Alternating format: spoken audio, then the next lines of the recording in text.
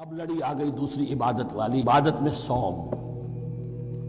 جہاں تک نماز کا ذکر ہے تو وہ تو مکی صورتوں میں اس کا بے تحاشا مرتبہ ذکر موجود ہے، لیکن یہاں جو ہے معاملہ صوم، اس سے پہلے مکی دور میں صوم کا کہیں کوئی تذکرہ ہی نہیں، نہ عربوں میں اس کا رواج تھا۔ یہ لفظ بھی عربی زبان میں تھا گھوڑوں کے لیے، گھوڑے روزہ رکھتے تھے، رکھتے کیا تھے بیچارے، انہیں رکھوایا جاتا تھا، کیونکہ عربوں کا جو معاملہ تھا وہ لوٹ مار، غارت گری، اور اس کے لیے انہیں چاہیے تیز رفتار سواری، جاؤ حملہ کرو، لوٹو مارو اور بھاگو۔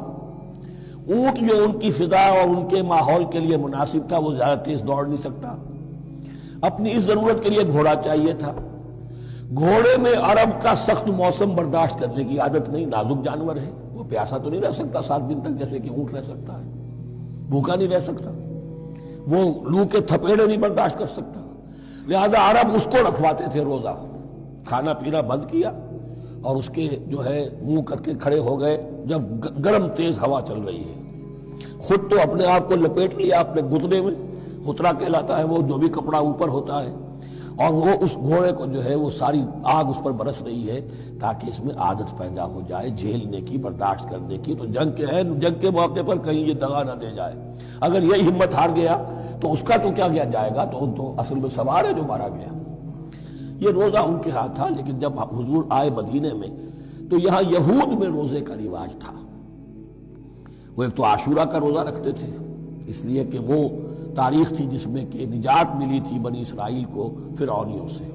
پہلے یہ کہ ہر مہینے میں 3 روزے، اب اگر 30 کے 30 روزے ایک ہی مہینے میں فرض کر دیے گئے ہوتے اور وہ ہوتے جون جولائی کے تو جان نکل جاتی۔ بہترین تدبیر یہ کی گئی ہر مہینے میں، اور یہ موسم سارے آ رہے ہیں اس میں۔ پھر کچھ عرصے کے بعد یہ رمضان کا روزہ فرض کیا گیا۔ پہلا جو روزہ تھا 3 دن کا، اس میں یہ بھی تھی اجازت کہ جو اگر مسافر نہیں ہے، بیمار بھی نہیں ہے، طاقت رکھتا ہے روزہ رکھنے کی، پھر بھی روزہ نہ رکھے تو اس کا فدیہ یہ ہے کہ 1 مسکین کو کھانا کھلائے۔ علی الاطلاق تھا یہ۔ جب رمضان کے روزے کی فرضیت ہو گئی تو اب یہ فدیہ نہیں ہے، البتہ حضور نے اس کو باقی رکھا ایسے شخص کے لیے جو بہت بوڑھا ہے، یا کوئی خاتون بہت بوڑھی ہے برداشت نہیں کر سکتی، یا کوئی بیمار ہے، کسی سخت ایسی بیماری میں ہے کہ روزہ اس کے لیے جان کے لیے ہلاکت کا اندیشہ ہو سکتا ہے، اس کے لیے فدیہ برقرار رکھا۔ عام طور پر صحت مند شخص جو مسافر بھی نہ ہو اس کے لیے یہ رعایت ختم ہو گئی۔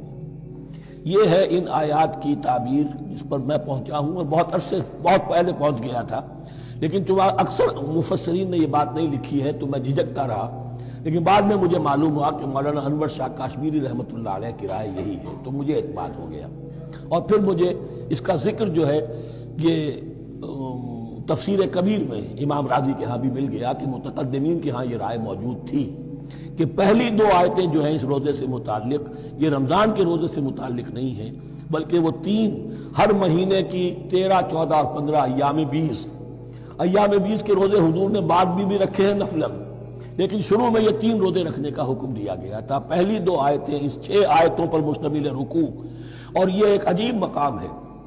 قرآن مجید کے احکام بہت دفعہ ہے، نماز کے احکام قرآن میں بہت دفعہ ہیں، کہیں وضو کا ہے، کہیں تیمم کا ہے، کہیں اور نماز خوف کا ہے، مختلف جگہوں پر، لیکن صوم کی عبادت پر یہ 6 آیات کامل ہیں، مکمل ہیں، اس کی حکمت، اس کی غرض و غایت، اس کے احکام سب کے سب اس میں آ گئے۔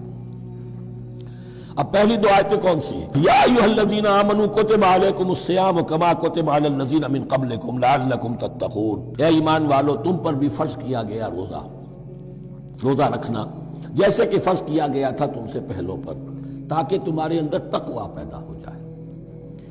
وہ جنگ کے لیے کرواتے تھے گھوڑوں کو تیار، تمہیں تقوی کے لیے اپنے آپ کو تیار کرنا ہے، بھوک کو قابو میں رکھ سکو، شہوت کو قابو میں رکھ سکو، پیاس کو برداشت کر سکو۔ اللہ کی راہ میں جنگ کے لیے تمہیں نکلنا ہوگا، اس میں بھوک بھی آئے گی، پیاس بھی آئے گی، اپنے آپ کو تیار کرو جہاد کے لیے۔ اور یہ بات واضح ہو جائے گی، اگلے رکوع سے قتال کی بحث شروع ہو جائے گی۔ روزے کی یہ گفتگو ہو رہی ہے تمہیداً قتال کے لیے، جیسے گھوڑوں کو تیار کیا جاتا تھا، صوم رکھوایا جاتا تھا قتال کے لیے۔ ایام معدودات، گنتی کے چند دن ہیں، یہ گویا کہ ثبوت ہے اس کا کہ یہ 2-3 دن سے زیادہ، معدود جو ہے وہ عربی زبان میں 9 سے زیادہ نہیں ہو سکتا. معدودہ جب آئے گا، ایام معدودات، یہ جمع جو ہے جمع قلت کہلاتی ہے. معدودات، معدودہ بڑی سے بڑی رقم ہو سکتی ہے، لیکن معدودات جمع قلت ہے. گنتی کے چند روز ہیں. فمن کان منکم مریضا، ان میں بھی یہ رعایت ہے کہ جو تم میں سے بیمار ہو، او علی سفر، یا سفر پر ہو، فعدۃ من ایام اخر، تو وہ تعداد پوری کر لے دوسرے دنوں میں. وعلی الذین یطیقونہ، اور جو اس کی طاقت رکھتے ہوں، فدیۃ طعام مسکین، وہ فدیہ دے ایک مسکین کا کھانا کھلانا. ان آیات کی تفسیر میں جیسا کہ میں نے عرض کیا مفسرین کے بہت سے اقوال ہیں، اب میں ان کی بحث میں نہیں جا سکتا. جو میں نے اپنے مطالعے کے بعد رائے قائم کی ہے میں صرف وہی بیان کر رہا ہوں کہ اس وقت، اور یہ امام راضی کے الفاظ ہیں کہ یہ فرضیت علی التعیین نہیں تھی بلکہ علی التخییر تھی. فرض تو ہے روزہ، لیکن اس کا بدل بھی دیا جا رہا ہے. اگر تم نہیں رکھنا چاہتے تو تم ایک مسکین کو کھانا کھلا دو. تو گویا کہ تدریجاً انہیں لانا تھا، کیونکہ اس بات کے وہ پہلے سے عادی نہیں تھے. فمن تطوع خیرا فهو خیر اللہ، اور جو اپنی جی سے اپنی مرضی سے خیر کرنا چاہے تو اس کے لیے خیر ہے. روزہ بھی رکھے اور مسکین کو کھانا بھی کھلائے، دونوں کام کرے تو اس میں کوئی رکاوٹ تو نہیں، اس کے لیے بہتر ہوگا. وَأَن تَصُومُوا، اور دیکھو اگر روزہ رکھو، خیر لکم ان کنتم تعلمون، یہ تمہارے لیے بہتر ہے اگر تم جانو. اب یہاں بھی ایک طرح کی رعایت کا انداز ہے. اب آ رہی ہیں دو آیتیں جو خاص رمضان کے روزے سے متعلق ہیں، حکمت اور غرض و غایت. پھر ایک آیت طویل آئے گی احکام، اور پھر ایک آیت آئے گی لٹمس ٹیسٹ. یہ 6 آیتیں. شہر رمضان الذی انزل فیہ القرآن، رمضان کا مہینہ وہ ہے جس میں قرآن نازل